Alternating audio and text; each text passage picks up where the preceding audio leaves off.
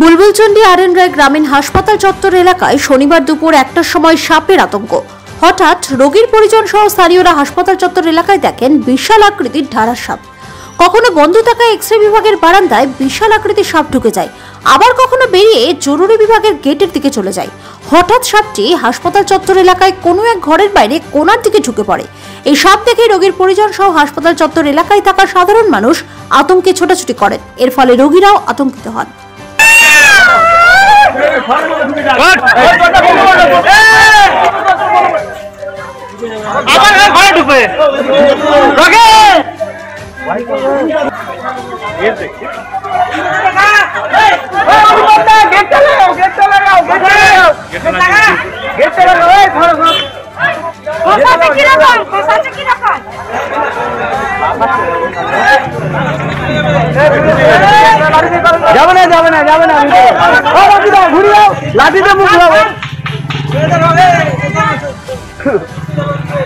ঘরে চলে যাবে না, যাবে না, যাবে না।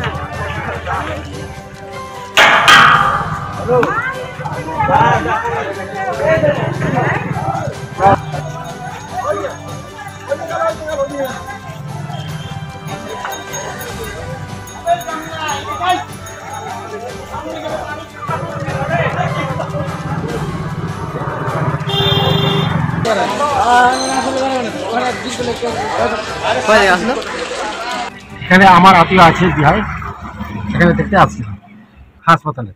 এখানে সাপ দেখলাম, বিরাট বড় সাপটা এই ঘরে ওই ঘরে ঘুরে বেড়াচ্ছিল, কেউ উদ্ধার করতে পারেনি।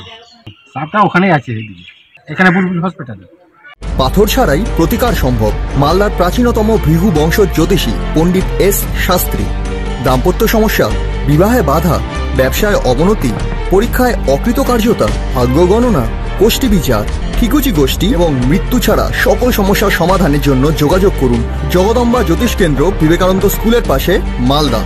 মোবাইল 09733027832 অথবা 09332056956।